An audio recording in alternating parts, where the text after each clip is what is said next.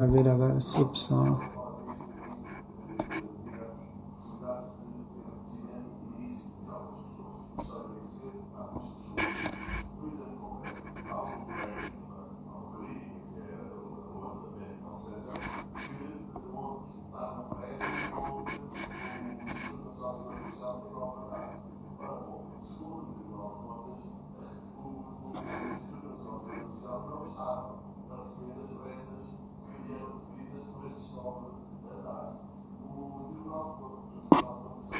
Boa, boa. Flávio, tens de fazer ali. Oh, boa. Olha, está aqui.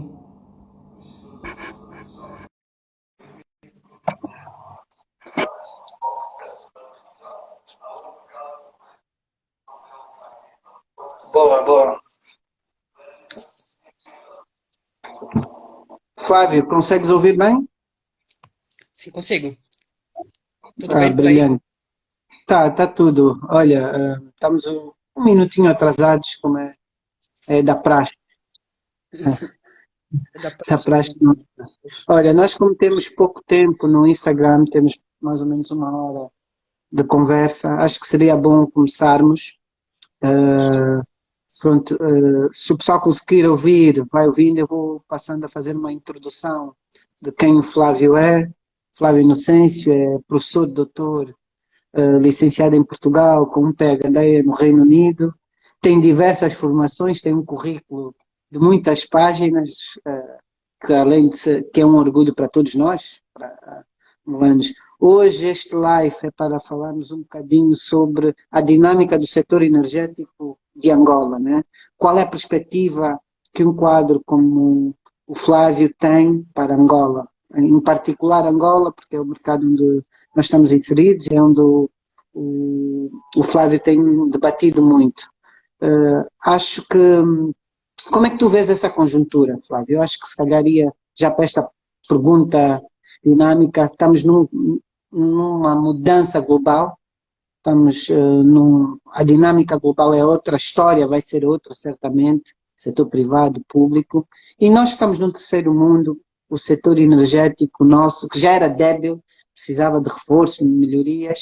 Como é que tu vês isso? Pô, boa noite, Wilson. Boa noite a todos. Revelar que o Wilson é meu irmão, nós somos muito parecidos, então Sim. tenho que revelar isso para quem não sabe.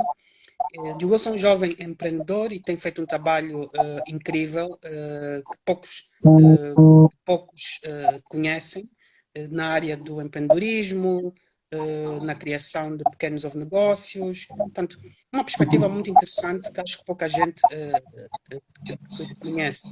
Então, por iniciativa dele, resolveu utilizar o CEP como plataforma para falarmos sobre o mercado petrolífero. Antes de mais, boa noite a todos. Obrigado por estarem aqui. Para responder à pergunta, falar sobre os antecedentes.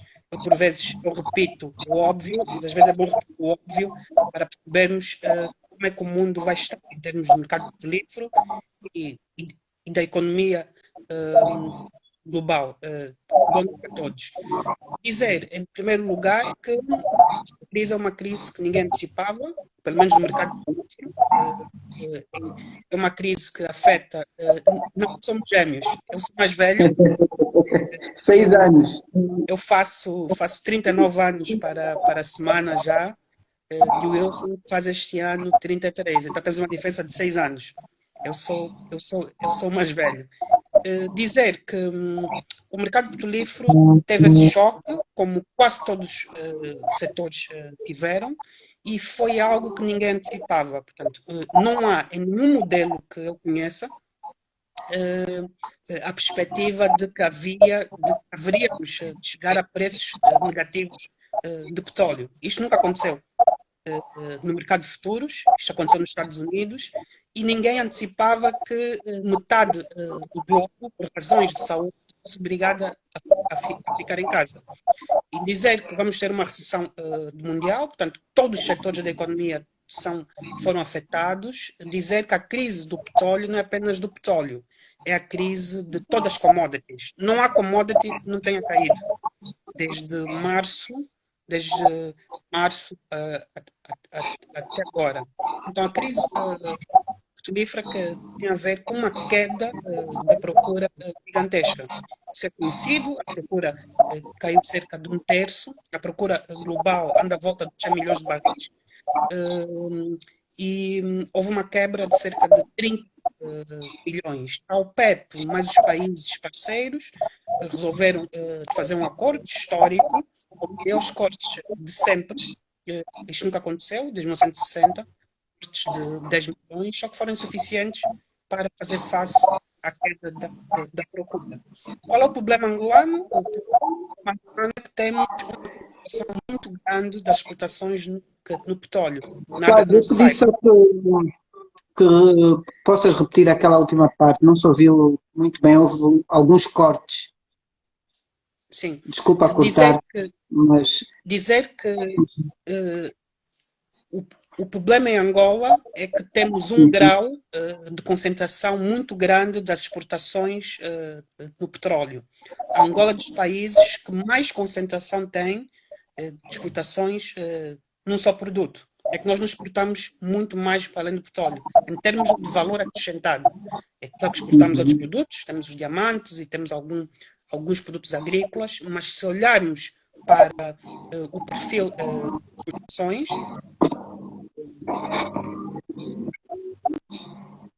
depois dar, essencialmente é crudo.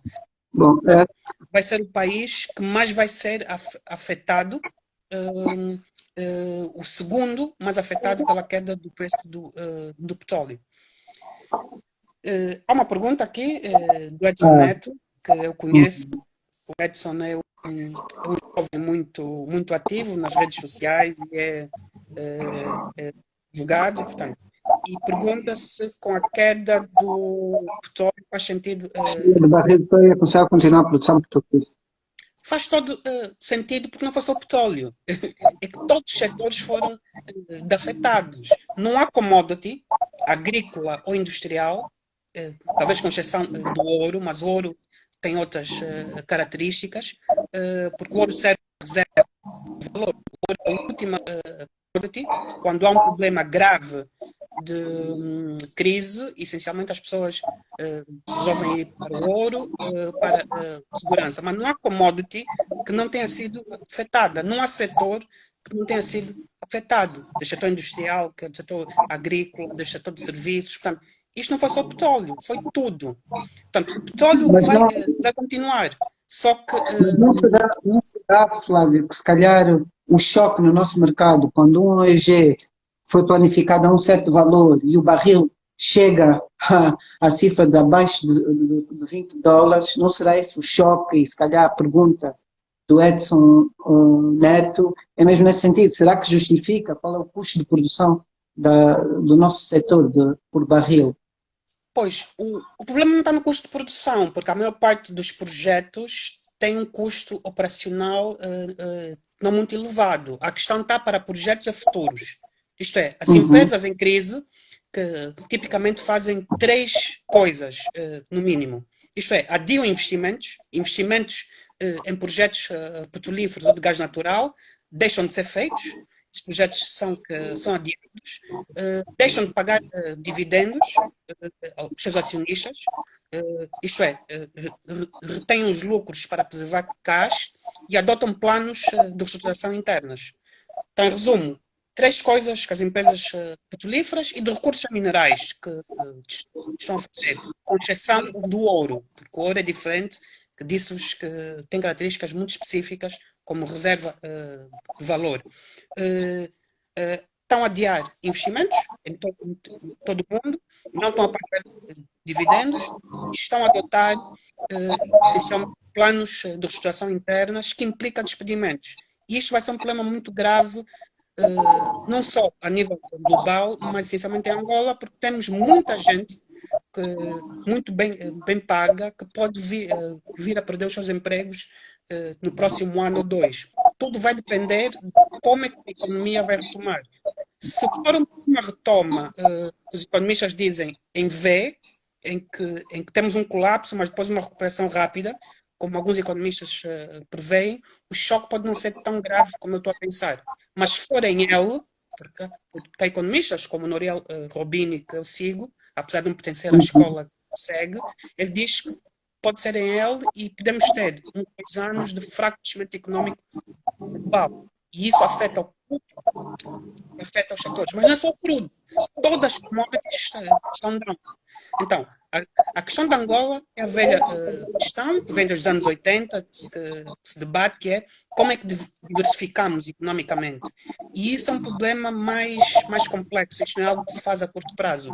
Eu tive um aluno, creio que foi na Metodista ou Católica, e ele dizia, isso é verdade, dizia-me, doutor, a diversificação é algo que não se faz imediatamente. Isso é verdade. A diversificação, porque uma Mas a economia... questão, tocando nesse ponto, Flávio, não cortando um bocadinho a tua linha de pensamento, que era a pergunta a seguir que ia fazer é como é que nós posicionamos o setor energético e os esforços para a diversificação? É que fala-se muito da diversificação, mas não se fala do processo que é, a complexidade que é. Nós temos limitações nas vias de comunicação, as estradas, temos problemas de energia. Estamos a falar do quê? Da autossuficiência alimentar, de outros mineiros, ferro, ouro, fazer mais prospecção. Na tua opinião, Ligado, como é que tu vês isto, esta ligação? Dois pontos muito importantes que tu fizeste, Wilson, e apontaste para aquilo que eu penso já há mais de 6 anos, que é, Angola tem 2 grandes potenciais que estão pouco explorados. O primeiro potencial é o potencial agrícola. Aliás, Agostinho Neto dizia que a agricultura constitui a base, e isso é verdade em qualquer modelo económico, seja o de economia planificada, seja o de livre mercado, que supostamente temos. Embora o sistema angolano eu classifico como um modelo misto, isto não é economia de mercado como noutros países, porque temos poucas liberdades económicas. A agricultura é base. A questão é como é que tu colocaste a questão de uma forma que não sei se todos perceberam, mas faz sentido e reflete aquilo que eu penso, que é como é que nós operacionalizamos a agricultura? É o Estado que vai investir em quintas? É o Estado que vai dar, como aconteceu, o Estado deu financiamentos a muitos projetos agrícolas em Angola e gastamos bilhões de dólares e não há um retorno disso. Eu rejeito esse modelo. Eu acho que isso é um modelo muito difícil de operacionalizar, por várias razões, acho que não temos tempo aqui para explicar, mas eu acho que o ideal era o Estado estar como agente que cria incentivos. Isto é, uma boa política fiscal, com os chamados bens públicos, que são as estradas, eletricidade e água. E isso não está resolvido. Eu acho que o Estado, a ter uma função, era resolver o básico, infraestruturas, energia e água, e permitir o investimento privado, porque há muito dinheiro lá fora que pode ser canalizado para Angola. Só que não temos esses serviços públicos. Bom, nós agora temos um novo ministro, há uma fusão, temos um novo ministro do setor energético e para a indústria e comércio, né? Mas toca-se na velha vertente que é o Estado ser interveniente, ou seja, o Estado a comparticipar, a voltar-se a se calhar paradigmas antigos que já não funcionaram. Será que faz sentido ou o Estado deve abrir?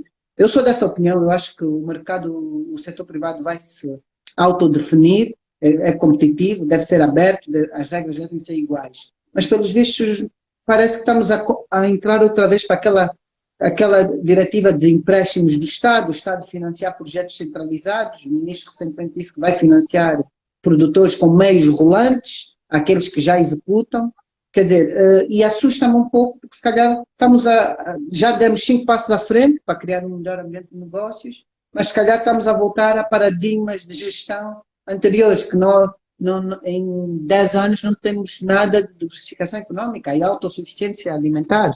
Né? Algo que eu... depois, outro setor é o setor mineral, e quando eu penso em minérios, não é o diamante. As pessoas em Angola, nós quando dizemos as riquezas de Angola, nós temos muito mais riquezas. Primeiro, a principal riqueza são as pessoas. Okay? aí é que está verdadeiramente o segredo do sucesso dos países. Aliás, escrevi um texto esta semana que fala sobre a gestão de talento, que é algo que não é uma invenção minha, é algo que tem a ver com a experiência que eu tive em Angola, também cá fora, e com conversas que eu tenho quase sempre com amigos, com colegas de trabalho. A gestão de talento é algo muito mal feito, e não só no setor público, mesmo no setor privado. É muito mal feita. É por isso que eu acho que temos que E na buscar. tua opinião, o porquê que é mal feita esta promoção do talento?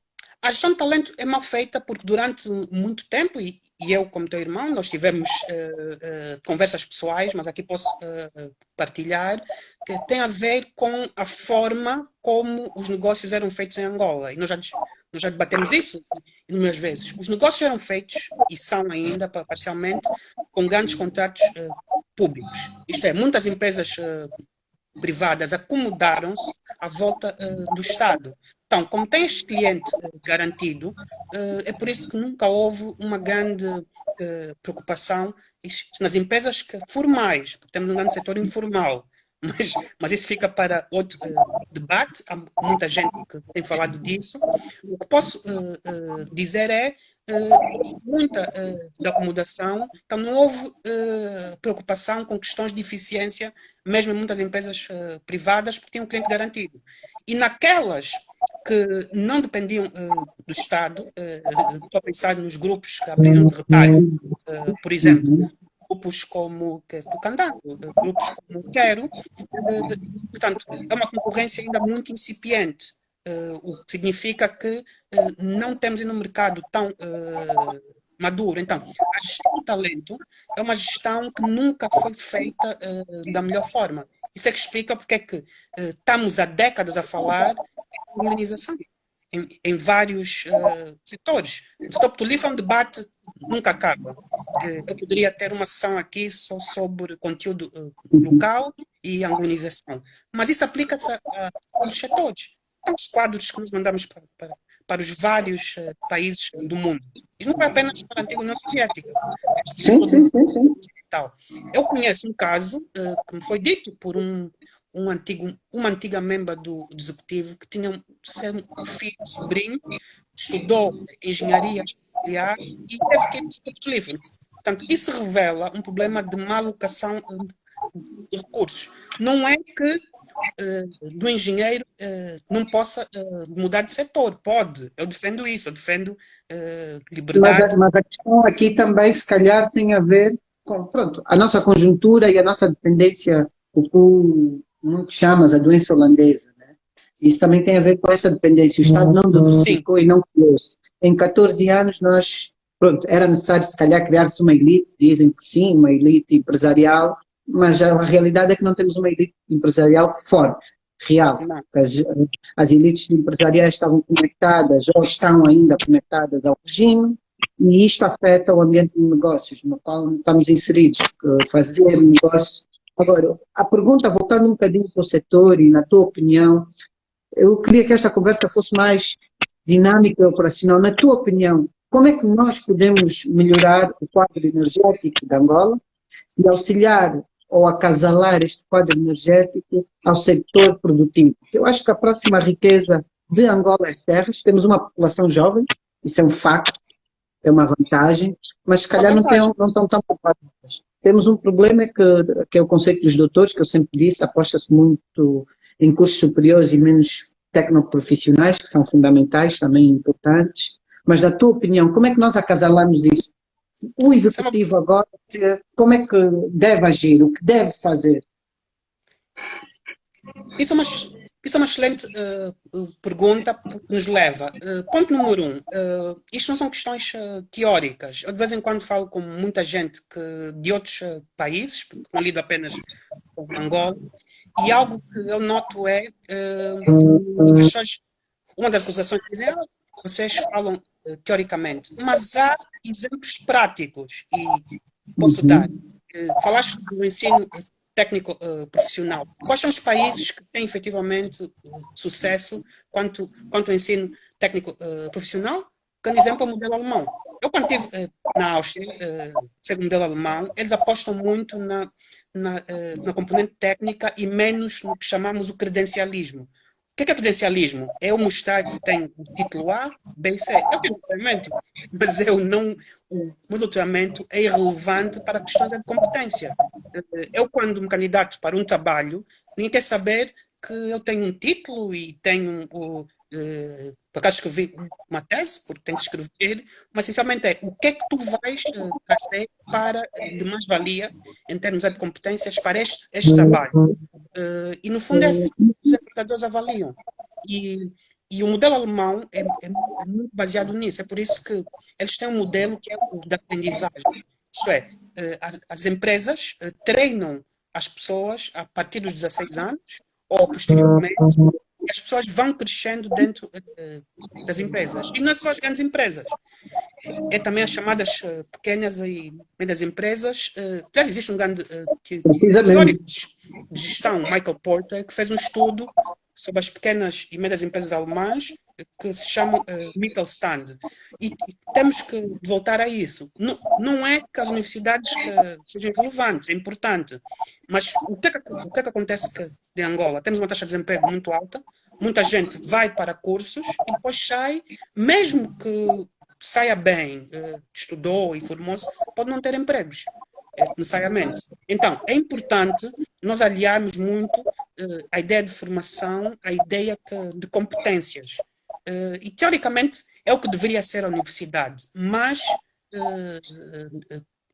não é. Mas voltando à pergunta inicial como é que utilizamos o setor petrolífero e energético para a diversificação?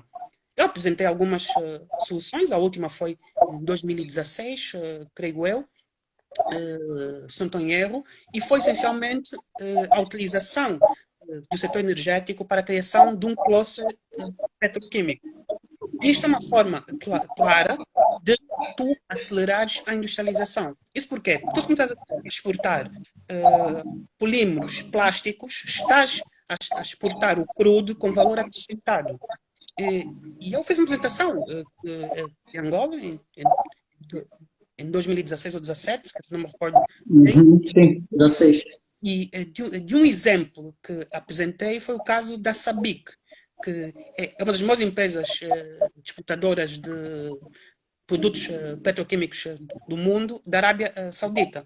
E eu, quando falo às vezes com pessoas de Angola, eles acham que os sauditas só exportam petróleo, que não estudam.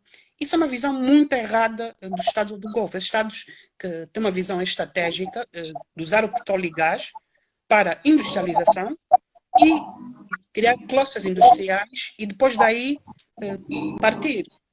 Um dos subprodutos da indústria petroquímica, por exemplo, são os fertilizantes. Nós queremos ter um setor de agronegócio. Os fertilizantes podem ser muito importantes para alavancar esse setor. Não só para exportar, mas essencialmente para alavancar. De onde é que vem do asfalto que nós usamos? Temos fábricas que produzem asfalto. Isto vem do setor petroquímico. Mas depois também, não te cortando, depois, não há outro será setor, que... há outro setor que é a utilização do gás natural para a produção elétrica. Então, Exatamente. o petróleo e gás dentro dessa perspectiva de energia. E não é só para exportar e ganhar petróleos. Quem me ensinou isso foi um dos maiores especialistas em petróleo e gás da Noruega, chama-se Willy Olsen. Eu fiz um curso há 11 anos, chamava-se National Oil Companies, e ele explicou isso. Ele dizia que o setor petroquímico é um setor muito importante e o setor do gás natural deve ser utilizado parcialmente para a produção elétrica, principalmente em países onde isso é um dos principais custos de negócios. É que não é só a Mas corrupção. também no nosso caso sabemos que a maior, eu acho que a maior pandemia que nós vivemos durante muitos anos foi a corrupção e o nepotismo. Isto afetou também um bocadinho este nosso processo. Há aqui uma pergunta muito boa, que também concordo com o SGDDS, que pergunta que o governo agora está a virar-se todo para a agricultura. É um facto.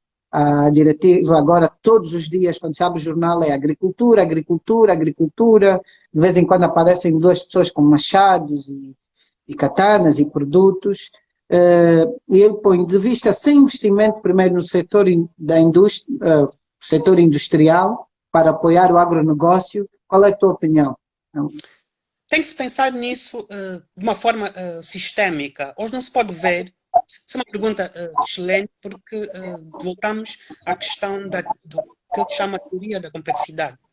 Os sistemas económicos são sistemas complexos com múltiplas variáveis que interagem entre si. Não é só mexer nesta variável que vai se resolver tudo. Não, tem que se mexer em várias até se encontrar a solução, e tem que ser experimentado. Então, tem que se pensar, sim, na agricultura na perspectiva industrial. Hoje, a agricultura, o que nós pensamos na agricultura, há dois tipos. A agricultura de subsistência, que o camponês vai em enxada, produz, mas a agricultura que é chamada do agronegócio. Isto implica industrialização, porque implica o uso de várias máquinas. Não há utilização de muita obra. Essa não é a minha especialidade, mas posso descrever das características. E então, falar de agricultura sem pensar no setor industrial não faz sentido, realmente. Então, tem que se pensar na perspectiva sistémica, na teoria da complexidade. Há uma ciência agora da complexidade em que estes sistemas estão interligados. Portanto, pensar que vai se resolver agora, como é que nós podemos usar parcialmente a agricultura subsistência para, se calhar, aumentar as exportações através de incentivos? Por exemplo, o uso de cooperativas. Essa não é a minha especialidade, mas uma das coisas que as cooperativas fazem é comprar o produto aos agricultores para ter escala e poder tornar esta agricultura viável. Aliás, a China, quando se abriu, há muita gente que não se abriu inicialmente no setor industrial só, com as zonas económicas exclusivas. Não foi assim. A reforma foi, o Deng Xiaoping, a reforma que fez foi dar agricultura para os agricultores. Como vocês sabem, tanto a China como a União Soviética coletivizaram a agricultura. Isso foi um desastre. A China, houve fomes enormes, a grande fome dos anos 50, para anos 60, no grande salto em frente, foi por causa dessa coletivização, que a União Soviética fez nos anos 20 e 30 e matou a fome milhões de pessoas. Então, a China percebeu, para se desenvolver, porque a China, não sei se sabe, nos anos 70 era inimiga da União Soviética, muita gente não sabe. Isso é que explica porque os americanos investiram na China, apesar de ser comunista, estrategicamente estava aliada com os Estados Unidos, a partir dos anos 70, não antes. Então, a primeira reforma foi no setor agrícola. Tanto que, se olharem para as estatísticas, e eu fui à FAO é o Fundo das Nações Unidas para a Alimentação, para o Programa Alimentar no Mundo. Acho que é essa a designação. Mas, se olharem para as estatísticas, a China é um dos maiores produtores de comida do mundo. E essas reformas começaram quando? Começaram antes da criação das zonas económicas exclusivas. O Deng Xiaoping resolveu criar na costa e foram no início do sucesso económico chinês, que não é o que nós temos em Angola. Okay? Em Angola agora, voltando, diferente do chinês. Agora, ser prático. Pressupõe que eu dou-te agora uma opção e tenho este poder e digo, Flávio, eu preciso de um plano para ter essas componentes, tanto do setor energético, o setor do agronegócio e industrial, acasalarem. Como é que eu faço, por exemplo, um financiamento, uma cota, saída da produção diretamente para... Quer dizer que agora a produção a $20 não é muito baixo, dada a nossa dívida, mas pronto. Na tua opinião, eu gostaria de, tu como especialista, sou energético, já falaste da indústria petroquímica, eu acho que se calhar é chave, é fundamental nós irmos por aí também, mas como é que qual seria o teu plano de ação por etapa? O meu plano era a utilização do setor privado. Temos que pensar no dinheiro público em termos de custo de oportunidade. É ir para fazer joint ventures com empresas que já têm know-how no setor. Por exemplo, nós temos a África do Sul aqui ao lado, quer dizer, não estou em Angola agora, mas aqui ao lado, a África do Sul é um dos maiores exportadores agrícolas do mundo, ok? Nós podemos ter planos para atrair parte destes investidores, pode não ser necessariamente ou sozinhos ou em joint ventures. Então, é assim que eu preferia. Em vez de utilizar, então o Estado poderia aparecer apenas como garante, mas não como financiador ou que de alguém é que vai implementar. Isto porquê? Porque se o projeto falha, não há dinheiros públicos envolvidos. Ok? Nunca se vai perder esse dinheiro. 2, porque estas empresas já têm canais de distribuição e canais de comercialização. Então, não vale a Mas pena aí a questão agora não, mas agora a questão é, será que Angola é apelativo, é atrativo para essas empresas criarem? Neste momento, não. Mas temos que pensar dentro. Nós temos que ter planos de médio prazo e de longo prazo. Okay? A questão é, como é que nós queremos ver Angola dentro de 10 anos? E se não fizermos esses investimentos agora, esse tipo de contactos, nunca vamos chegar em 10 anos onde queremos estar. Pessoalmente, eu acho que numa situação de crise, mais vale utilizar os recursos do setor privado, até porque estamos numa era onde o dinheiro é negativo. Okay? Hoje as empresas, principalmente as grandes empresas, na Europa, nos Estados Unidos e Japão, que financiam-se a custos quase negativos. Porque as taxas de juros básicas dos bancos centrais são negativas se descontarmos a inflação. Então, há muito disponível. A questão é, por que é que esse dinheiro não vai para Angola? Pelas razões que nós sabemos, o ambiente de negócios, as dificuldades em importar. Por exemplo, uma das coisas um exercício que nós podíamos fazer é quais são os passos que eu tenho que fazer para exportar em Angola? Quanto é que eu vou pagar em termos de água, vou pagar de luz? Alguém tem que fazer esse estudo. Quer dizer, há aqui uma nova dinâmica no setor que eu sei que, pronto, o que me preocupa é que nós projetos temos bons projetos, mas acabam por morrer. Eu acho que é no processo de execução, porque não há normativas que regulem os projetos, os grandes. Angola Invest, o BUE, aquelas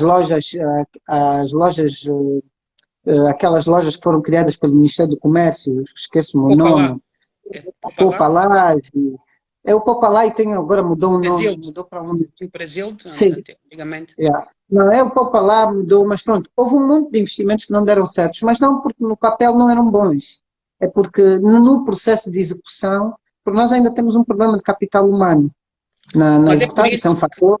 Mas é por isso que a melhor forma, para mim, para os grandes projetos estruturais, vamos aliar-nos a quem já sabe fazer. É mais fácil do que inventarmos a roda. Por exemplo, um dos debates que eu tive com vários amigos meus é como é que criamos um cluster de setor automóvel de Angola. Só para dar um exemplo. Essa é a minha especialidade. Mas vamos fazer um exercício mental. Isto é lógica básica. Agora não estou a falar de economia. Ou será que vou inventar novamente um Toyota ou um Hyundai?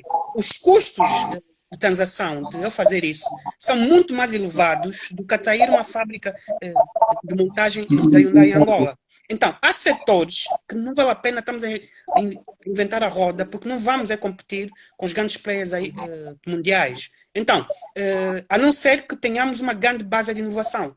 Por exemplo, um dos critérios é quantas patentes per capita que Angola tem, quantas invenções por angolanos, ou empresas angolanas são patenteadas. Então, se o nosso grau de inovação é baixo, e podem ver essas estatísticas no site da WIPO, a WIPO é a organização mundial de propriedade intelectual, baseada em Genebra, e tem esses dados. Então, nós temos um grau de inovação baixos, vamos utilizar o know-how lá de fora para fazer a bridge, a ponte. Então, a forma como operacionalizamos isso é com joint ventures. Foi isso que a Ásia fez, é isso que Singapura fez, é isso que a China fez. E a China... Faz sentido. Então, aqui a chave, na tua opinião, e eu concordo, e nós falamos sempre em privado, que uma das dificuldades que nós, no setor privado, temos, são os monopólios criados.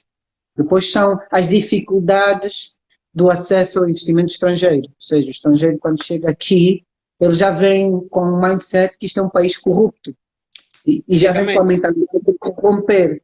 Ou seja, e os grandes Temos esse problema. investidores não vão querer vir para esse ambiente. Então, claro que agora temos uma nova conjuntura. Nós, desde 2017, sim, senhor, está-se a fazer muito.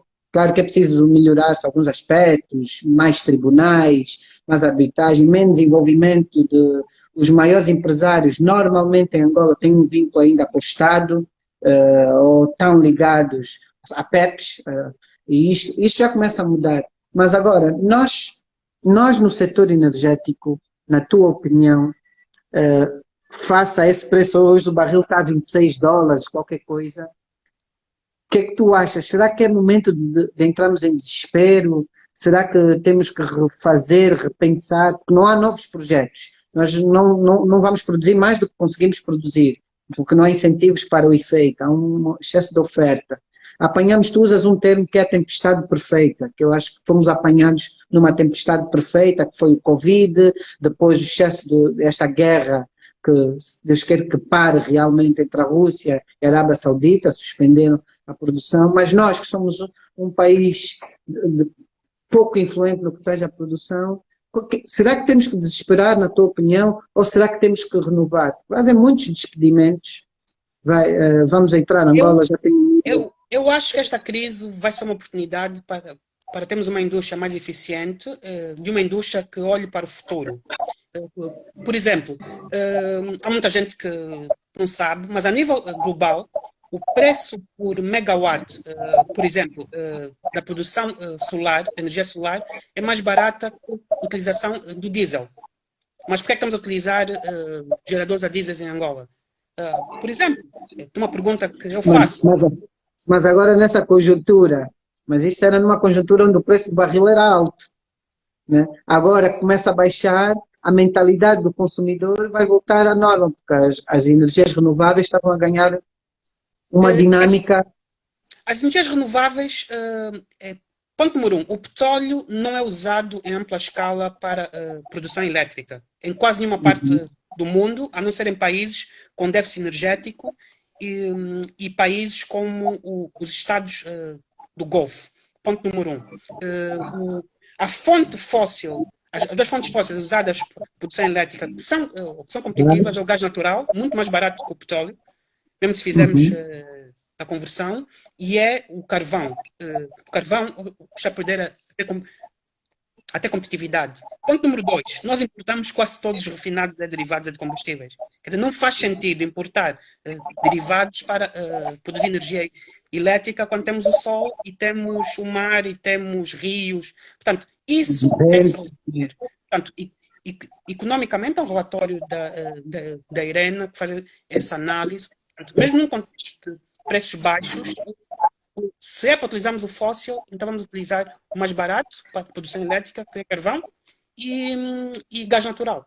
É o que o mundo usa. Os países que não usavam isso e que usam em larga escala o petróleo para a produção elétrica são os Estados do Golfo, onde o petróleo é subsidiado. Portanto, eles não usam o petróleo a preço de mercado, mas esses subsídios também estão a acabar. Aliás, comprei um livro sobre Não, olha, é neste ponto mesmo, apanhando desse teu último fio, nós ainda subsidiamos um bocado o petróleo e os derivados aqui para o consumo. Será que formal, estamos a. for, formalmente não, mas materialmente sim. O que é que isso Não, material. quer dizer? Nós temos uma diferença enorme entre taxa oficial e paralela. Então, na prática, é um subsídio que o Estado acaba por dar. Portanto, isso é algo que tem que se resolver. Agora, o que temos que pensar estrategicamente. Estrategicamente energia hoje, solar, pode resolver em parte o déficit energético. E não é só ter um painel solar em cada casa. É a criação de quintas solares para vender à rede e aumentar a capacidade de cogeração.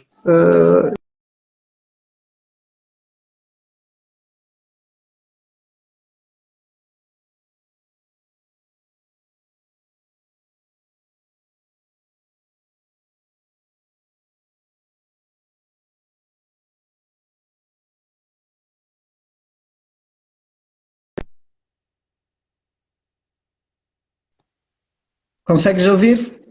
Sim, sim, sim. Pois, Sim, consigo ouvir agora. Pois eu deve vou ter mudar. caído. Não, a Sim. nossa net é a melhor do mundo, portanto, aqui não falha. Pode ser aí a vossa. Pois, pois, Rui, temos esses problemas que eu chamo os grupos de interesse. Mas isso é algo que a longo prazo temos que pensar. E sim, temos que pensar em outras fontes. Agora, Não, falamos aqui, eu estou a apanhar um bocadinho das potencialidades. O Rubio também é um empresário sim, nato, claro. muito. Claro, Rubio, Existem. quando falamos em renováveis, são várias. O que estou a falar é das mais competitivas.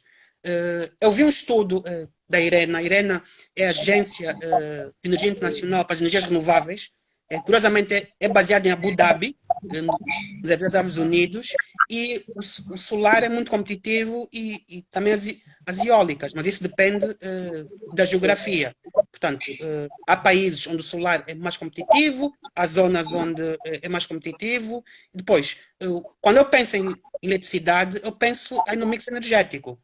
Nenhum país pode viver só de uma fonte, até para as renováveis têm um problema, o que é, o que chamamos em inglês intermittency, o que é, eu não vou ter sol sempre, sol durante o dia, depois tenho que ter como acumular essa energia que eu capturei e se aplica o mesmo para as renováveis. Então, quando eu penso em eletricidade, especialista, tem que se pensar no mix energético.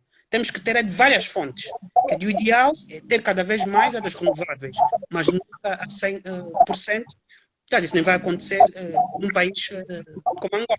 Agora, o que temos que pensar é quais são as barreiras formais e informais que existem em Angola que impedem que isso se espalhe. Eu costumo dar o exemplo, e falei uma toque, de uma empresa que eu assisti a apresentação em Oxford em 2016, que chama-se M-Copa, Copa com capa.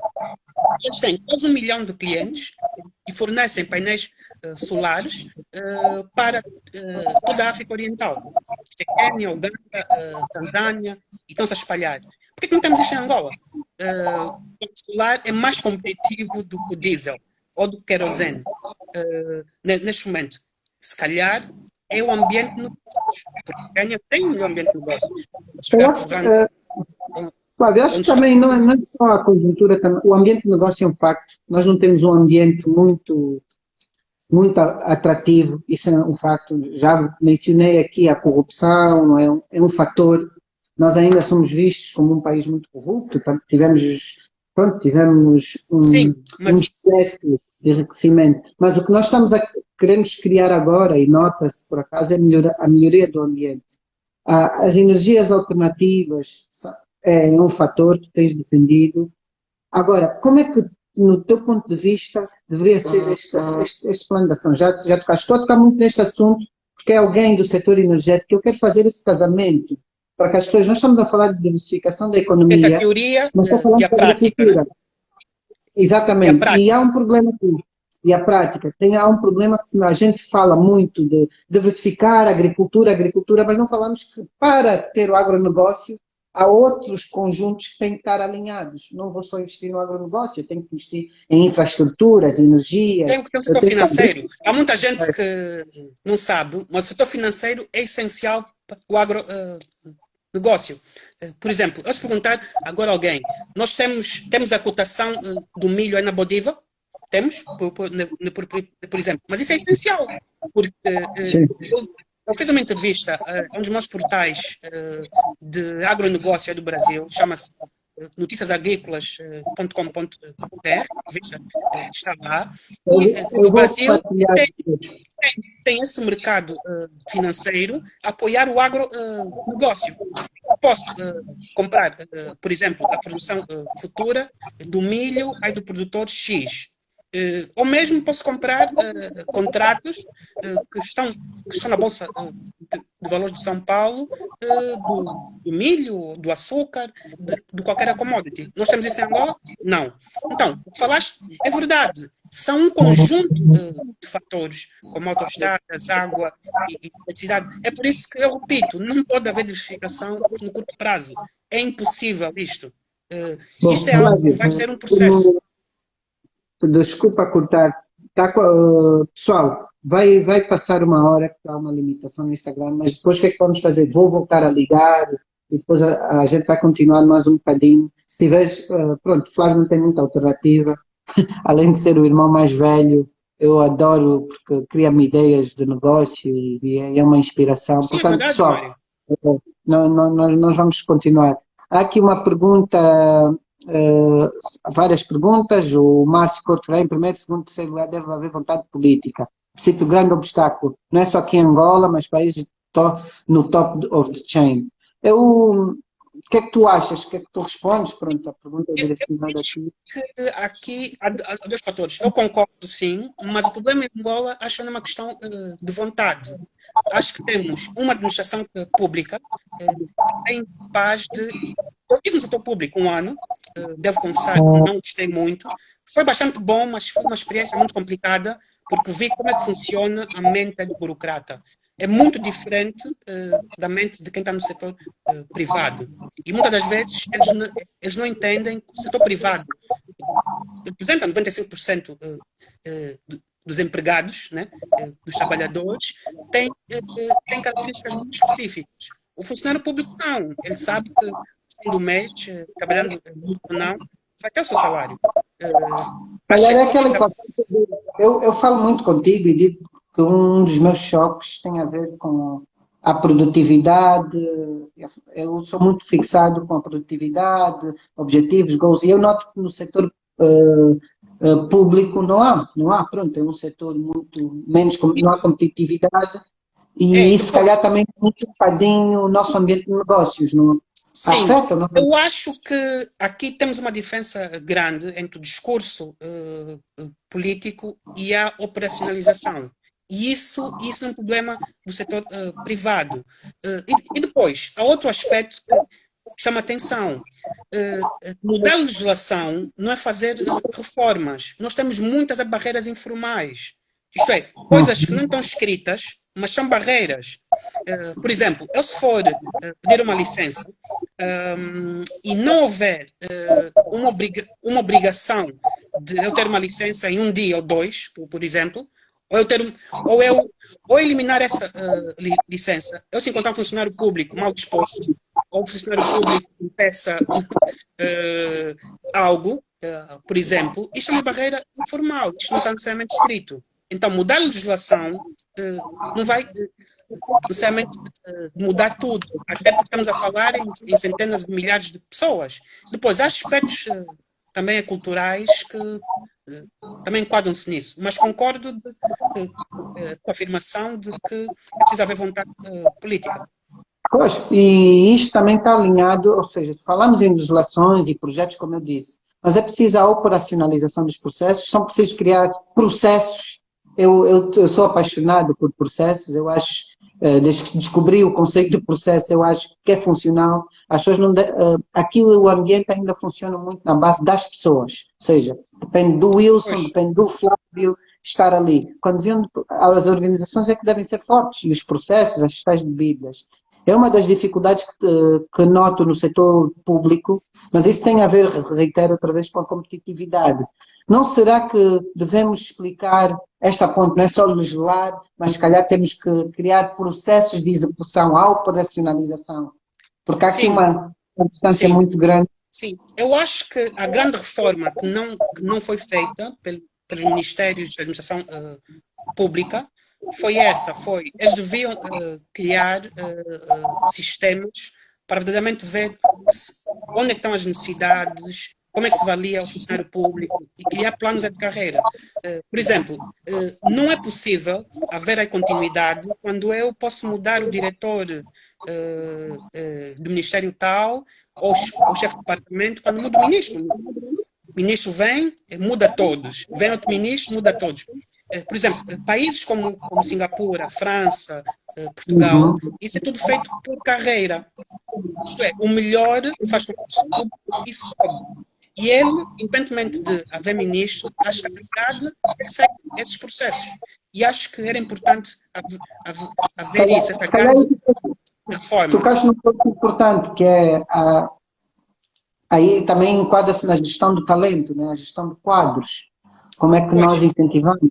E essas incertezas, e acontece muito, sob o ministro, e nota-se, foram nomeados recentemente ministros, tomaram postos novos quadros, quer dizer, então isso se calhar afeta, se calhar, a dedicação e o medo sim, de perder o lugar, as pessoas não têm a sim. coragem de procurar, se calhar, fazer um bocadinho mais pelo país, acredito, né? E isto afeta a diversificação económica, na tua opinião? Eu acho que sim, porque para mim um dos principais entraves tem sido o Estado, ok? O Estado pode ser facilitador, mas também pode ser não facilitador. E em muitos aspectos, não digo a nível da liderança política, mas da forma como se emitem as licenças, a forma como eu trato, por exemplo, vou a um notário, vou fazer um ato qualquer junto do governo provincial e não vou ter uma resposta em tempo efetivo. E eu costumo dizer às perguntas, vamos só pensar no seguinte, bilhete de identidade. Quantos angolanos é que têm bilhetes de identidade? Nós temos hoje meios. Hoje no meu telemóvel eu tenho impressão digital. E posso verificar identidade no meu telemóvel. É claro que muitos angolanos não têm telemóveis, mas hoje há um mecanismo para resolvermos muita coisa. Veja também no setor privado, como por exemplo a banca. Por exemplo, banca. Com sistemas de pagamentos móveis, mas não há necessidade de eu ir a um banco esperar 2 horas ou 3 para levantar dinheiro. Eu Sim, uso. mas tu depois tens aqui um problema que é a era digital vai chegar. Nós, a semana passada, fizemos um live com um especialista em marketing digital e eu acho que se antecipou. Esta crise do Covid veio antecipar esta quarta revolução digital. E nós temos que caminhar. Infelizmente, eu acho que Angola, em termos de legislação e de business, na era digital, ainda estamos muito longe. Isto dos pagamentos, eu acho que eu e tu já falámos disso há mais de 6, 7 anos. O Quênia é um exemplo disso, a África do Sul, aqui perto, é um exemplo, Moçambique já é um exemplo. Eu acho que o Pimenta aqui, o doutor Pimenta, pois, é bom, falta a implementação, não é? Nós legislamos, mas depois para implementar. Nós temos leis bonitas, são feitas à nossa medida, mas depois, como é que implementamos? Como é que implementamos? E a responsabilização, não é? Acho que aqui há dois aspectos. Uma coisa é o setor público, outra coisa é o setor privado. E dentro do setor público há setores mais especializados, que têm já alguns quadros, Uhum, e há sim, setores menos especializados. É claro, quando falo setor público, estou a generalizar, mas na verdade há setores de excelência dentro do setor sim, sim. Portanto, eu não vou generalizar aqui, isto é só para efeitos de discussão. Dizer que o problema é, nós temos que pensar o que é que vai beneficiar o consumidor. Hoje a banca é essencialmente um modelo tecnológico. A banca hoje não é como no século XIX. Eu tenho uma caixa forte, guardo todo o dinheiro lá. Mesmo um sistema fracional de reserva. Vocês sabem, mas o sistema moderno é um sistema que não é o que era há 200 anos ou há 300 anos atrás. Mas esse modelo acabou. Hoje um banco é uma empresa de software, essencialmente. Uhum. A discussão da moeda países mais avançados, como o Quênia, que é um dos países mais avançados do mundo, 80% do produto interno bruto do Quênia passa pelo sistema M-Pesa, por exemplo. Isto não acontece nem na Inglaterra, nem nos Estados Unidos. Há países asiáticos que estão a adotar modelos semelhantes. O que eu quero dizer é, nós temos é que pensar em pular etapas. E Sim, sim, sim. o Quênia está a fazer isso, essencialmente. E temos que pensar o que é que vai beneficiar, por exemplo, uma coisa como a inclusão financeira. Vai ser abrir mais agências ou, se calhar, criar sistemas até concorrenciais de pagamentos digitais. Eu e tu, quando fomos a Moçambique, eu recordo-me que a pessoa que nos convidou em Moçambique pagou-nos um sumo de cana de açúcar no telemóvel. O vendedor ambulante recebeu o pagamento no telemóvel. E não precisa ter conta bancária, porque o sistema pagamento em M-Pesa reside na empresa de telecomunicações. Nem sequer banco ou X. Então, tem que se pensar nisso. O que é que vai beneficiar a grande maioria? E muitas das vezes, nós o que aqui, pensou é... Sim. olha, quando falas da inclusão financeira, não te cortando, e bancária, o Pimenta, pronto, é um expert na área. Ele fez aí essa pergunta faz essa afirmação e é verdade. Nós temos muitos planos e adoramos pôr planos estratégicos. Quase todos os nossos planos estão pré-definidos, planos de desenvolvimento estratégico, mas de estratégia, depois na sua implementação não acontece. Eu acho que a simplificação de processos, né? Mas Nós precisamos eu faço uma pergunta. Faço uma pergunta, isto é uma questão de princípio base. Deve ser o governo a gerir a economia? Pois? Deve ser o governo a decidir tudo sobre como é que vamos agir? Não. No meu modelo, a economia, isso é o meu modelo de economia de mercado, a economia é descentralizada, resulta da interação de milhões de agentes econômicos. Portanto, o governo, por que é que tem que ser o governo a implementar isso? O governo cria as políticas e deixa o setor privado implementar. Depois, vai emergir dentro do setor privado a melhor solução que o consumidor vai escolher. Quero sistema M-Pesa ou quero o pagamento digital do BAI, por exemplo, ou do BIC. Portanto, a questão é das pessoas fazerem. O problema em Angola é que cria-se legislação e diz, não, tem que se fazer desta forma. Mas por que desta forma? Então, isso é que dificulta às vezes o setor privado. A legislação e o regulador têm uma influência ainda direta no setor privado. Isso de facto, cria um mau ambiente de negócios. Isso não, existem pessoas que pensam que podem microgerir todos os aspectos da economia. As economias mais ricas do mundo, o Estado tem um papel importante, mas de recolha e de redistribuição de impostos. Essencialmente isso. De arrecadação, para utilizar o termo jurídico. O Estado não interfere em tudo o que o setor privado faz. Intervém quando há necessidade.